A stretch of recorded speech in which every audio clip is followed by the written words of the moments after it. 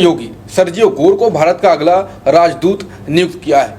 लेकिन सवाल यह है कि ये नियुक्ति सिर्फ दोस्ती का नतीजा है या इसके पीछे कुछ बड़ा राजनीतिक खेल है। सर्जियो गोर ट्रंप परिवार के करीबी रहे हैं और अब उन्हें साउथ और मिडिल ईस्ट एशियाई मामलों के लिए भी विशेष दूत बना दिया गया है। क्या इस फैसले के पीछे अमेरिका की भारत के खिलाफ टैरिफ नीति प्रशासनिक रणनीति हो सकती है? आइए जानते हैं वरिष्ठ पत्रकार मुकेश कुमार जी से। नमस्कार, मैं हूं अंकुर और आप देख रहे हैं सत्येंद्र का खास शो बेबाक मुकेश। मुकेश जी, अब राजदूत बनाए एकदम बिल्कुल जो पारिवारिक रिश्ते हैं, बेटे के साथ कंपनी स्थापित की, उनको क्या लगता है एकदम से? देखिए, सर्जियो गोर बहुत खास व्यक्ति हैं डोनाल्ड ट्रंप के। उनका जो पर्सनल डिपार्टमेंट था उसके डायरेक्टर थे और 4000 से ज़्यादा नियुक्तियां उनके ज़रिए हुई हैं। ये रिकॉर्ड है, ये ट्रंप के गोर के सुपरविज़न में। और ये सारी नियुक्तियों में उनका जो रोल रहा है वो मुख्य रूप से ये रहा है कि वो ऐसे लोगों का चयन करते थे जो लॉयलिस्ट हैं, वफादार हैं। सबसे पहली शर्त यह है कि आप ट्रंप के प्रति वफादार हैं या नहीं हैं। और इसी बिना पर उन्होंने जो एलन मस्क ने नासा के लिए सजेस्ट किया था उसको रिजेक्ट कर दिया था और उसके बाद एलन मस्क खासे नाराज़ हो गए थे और उन्होंने इन महोदय को, सर्जियो गोर को, सांप तक कह दिया था। तो ये वो लड़ाई का एक बड़ा मुकाम माना जाता है ट्रंप और एलन मस्क के बाद। फिर वो दोनों सेपरेट भी हो गए। तो ये इतने खास हैं कि अंदर घुसे हुए हैं ट्रंप के, बहुत ही आप कह सकते हैं कि दाहिने हाथ जैसे हैं, है ना। उनको अगर उन्होंने इधर भेजा है भारत में राजदूत बनाकर और साउथ और मिडिल ईस्ट का विशेष दूत बनाकर, तो जाहिर है कि एक बड़ी जिम्मेदारी दी है। बड़ी जिम्मेदारी इसलिए दी है कि ये पूरा, अगर आप एरिया देखें तो बहुत सारी हलचलों से भरा पड़ा है। बिल्कुल, भारत की पाकिस्तान से नहीं जम रही है, उधर मिडिल ईस्ट में ईरान एक अमेरिका की आंखों में लगातार खटक रहा है। इजराइल के साथ जो पंगा चल रहा है वो अलग है। इधर चीन है जिसके साथ अमेरिका की एक राइवलरी है और वो खींचने की कोशिश करता रहा है भारत को अपनी तरफ, लेकिन भारत शिफ्ट कर गया है अब चीन और रूस की तरफ। तो ये जो परिवर्तन हुए हैं पिछले 3-4 महीनों में, उसने अमेरिका में भी एक हलचल पैदा की है। अमेरिकी राष्ट्रपति पर भी दबाव है कि वो इन संबंधों को दुरुस्त करें, भारत के साथ संबंधों को दुरुस्त करें। लेकिन जो ट्रंप का चरित्र है, जो ट्रंप का की आदत है, जो अहंकार है उनका, वो मुझे लगता है कि सर्जियो को भेजकर वो भारत पर दबाव बढ़ाना चाहते हैं, मोदी सरकार पर दबाव बढ़ाना चाहते हैं। और मुझे ये भी लगता है कि जो भारतीय कारपोरेट हैं, उद्योगपति हैं, वो उनको भी दबाव में लाने की कोशिश करेंगे। क्योंकि एक तरीका है ट्रंप का डीलिंग का कि वो देखते हैं कि इस देश के कौन से 10-15 बड़े बिलियनर हैं जिन पर दबाव डालो तो सरकार दबाव में आ जाती है। तो अगर यहाँ अडानी, अंबानी वगैरह को दबाव में डाला जाएगा तो वो भारत सरकार पर दबाव डालेंगे। तो मुझे लगता है कि सर्जियो को भेजा गया है, ये जो टैरिफ वार का मसला है, इसकी वजह से जो पेचीदगियां पैदा हुई हैं उनको सुलझाने और भारत सरकार पर दबाव बढ़ाने। ये सीधे ट्रंप का दूत अगर दिल्ली में बैठा है, आप समझिए कि कितना दबाव बढ़ेगा। क्योंकि सर्जियो गोर की सीधे एक्सेस राष्ट्रपति ट्रंप से है। बिल्कुल, उसको कहीं बीच में किसी के जरिए बात नहीं करनी है, फोन उठाना है और बात करनी है, या ट्रंप उनके साथ सीधे बात कर सकते हैं। तो ये स्थिति भारत के लिए थोड़ा सा असुविधाजनक होगी। हाँ। वो मोदी सरकार का सिरदर्द बढ़ेगा, उसकी नींद हराम और होगी। हाँ। कि अब जो एक कशमकश थी कि हम इधर जाएं या उधर जाएं, इससे तो निकल रहा था भारत कि अब तो अमेरिका जिस तरह से बिहेव कर रहा है उसमें हमें चीन और रूस के साथ ही अपना तालमेल बढ़ाना है। और हाँ। ये हाल के जो डेवलपमेंट्स हैं वो भी इसी तरफ इशारा कर रहे हैं। लेकिन अगर उधर से दबाव पड़ने लगा, और अमेरिका सबसे बड़ा हमारा जो व्यापार साझीदार है, सबसे ज़्यादा हम वहाँ निर्यात करते हैं, तो एक चिंता वो भारत की भी है कि किसी तरह से रिश्ते इतने न बिगड़े कि ये सारा ही चौपट हो जाए। तो ये बैलेंस बनाना और अमेरिकी दबाव से कैसे बचें, ये भारत के सामने चुनौती थी। अब मुझे लगता है वो चुनौती और बढ़ने वाली है।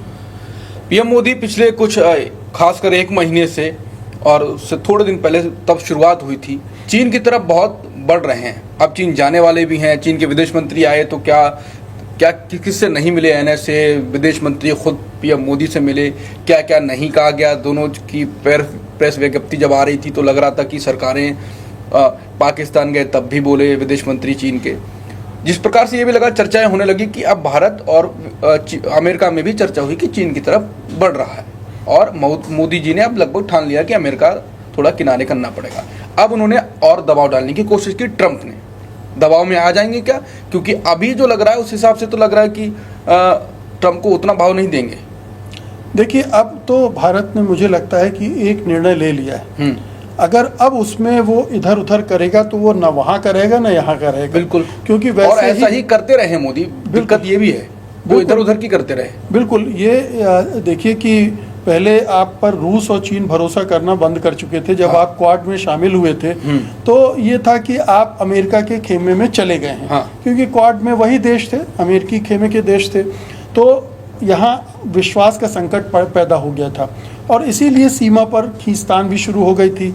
इसीलिए चीन ने पाकिस्तान पर ज़्यादा अपने स्टेक रखने शुरू कर दिए थे।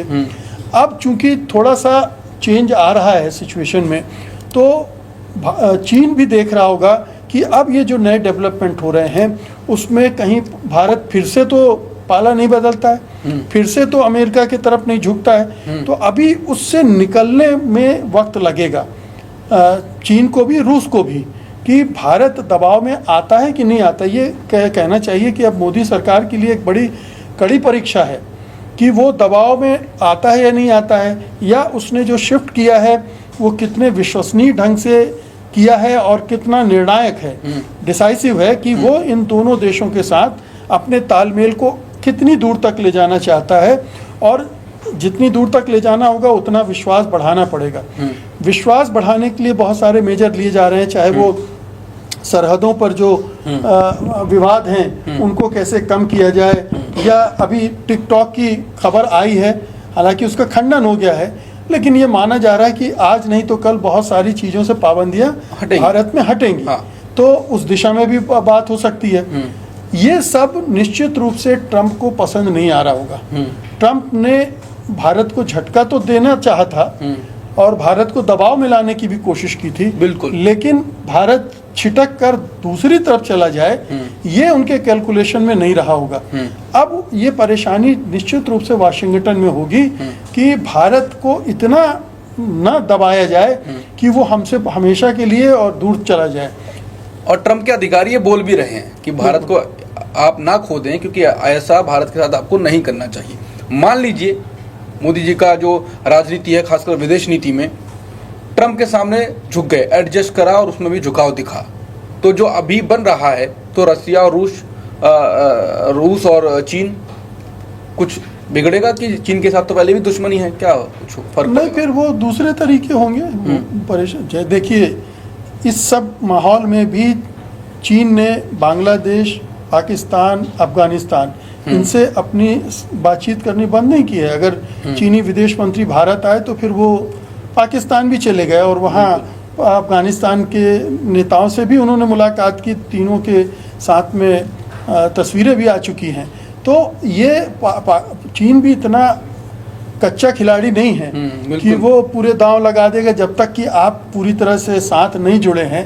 वो भी इंतजार कर रहा है कि देखें यूक्रेन वॉर रुकती है, उसके बाद हो सकता है कि 25% जो एक्स्ट्रा लगाया है वो हटा ले, या और दूसरे व्यापार के जो दूसरे टैरिफ के जो दूसरे इश्यूज हैं उसमें भी कोई कंसेशन मिल जाए, तो कहीं भारत फिर से वापस वहाँ न चले जाए। तो वो इतना लॉन्ग टर्म की सोच कर चल रहा होगा, वो वेट एंड वॉच की दिशा में होगा। कुछ प्रोग्रेस हो रही है वो होने देगा, लेकिन ऐसा नहीं है कि भारत ने हाँ कर दी तो पूरा दांव उस पर खेल जाएगा। तो चीन का भी यही है, रूस का भी यही है। अलबत्ता ये ज़रूर है कि दोनों देश भारत को विश्वास दिलाने की कोशिश करने में लगे हुए हैं कि आप अगर हमारे साथ रहोगे तो आपको ये चीज़ें मिलेंगी। चीन ने भी कह दिया कि हमारा बाज़ार खुला है, रूस ने भी कहा है कि हमारे यहाँ आप अपने प्रोडक्ट्स बेचिए। तो दोनों ने ऑफ़र कर दिया है।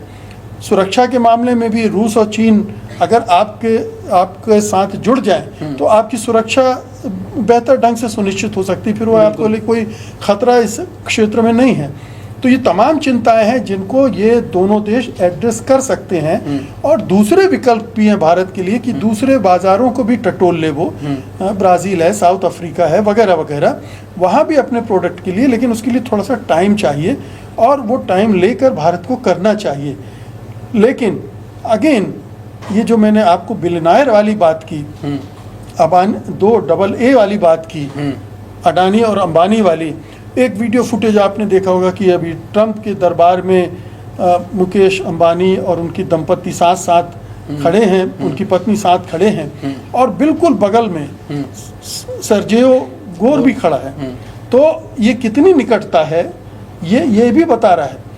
अब अंबानी कहाँ तक घुसे हुए हैं ट्रंप के दरबार में, इसके भी संकेत मिल रहे हैं। अडानी को किस तरह से दबाया जा रहा है या अडानी किस तरह से फंसे हुए अमेरिका में उनके केसेस की वजह से, और वो चाबी भी घुमाई जाएगी। ये गोर साहब आएंगे तो ये चाबी भी घुमाएंगे। तो ये तमाम पहलू हैं इस पूरे नियुक्ति के, सर्जियो गोर के भारत में राजदूत के। इनको अभी हम आने वाले दिनों में अनफोल्ड होते हुए देखेंगे कि किस तरह से वो आकर मूव करते हैं और भारत सरकार के साथ संबंध बेहतर करने की दिशा में जा रहे हैं, या वो जो टैरिफ पॉलिसी है, मुझे नहीं लगता कि ट्रंप उस टैरिफ पॉलिसी को डाइल्यूट करने की कोशिश करेंगे, क्योंकि उसका उनके पास वही एक ब्रह्मास्त्र है, उसी का इस्तेमाल वो सब जगह कर रहे हैं। लेकिन अगर सद्बुद्धि आ गई हो कि एक बड़ा देश, 145 करोड़ का मुल्क, इतना बड़ा बाजार हाथ से निकल रहा है और वहाँ के उद्योगपतियों का भी दबाव उन पर पड़ ही रहा होगा कि भाई भारत को थोड़ा संभाल के हैंडल करो, तो हो सकता है कि वहाँ भी चेंज आ रहा हो।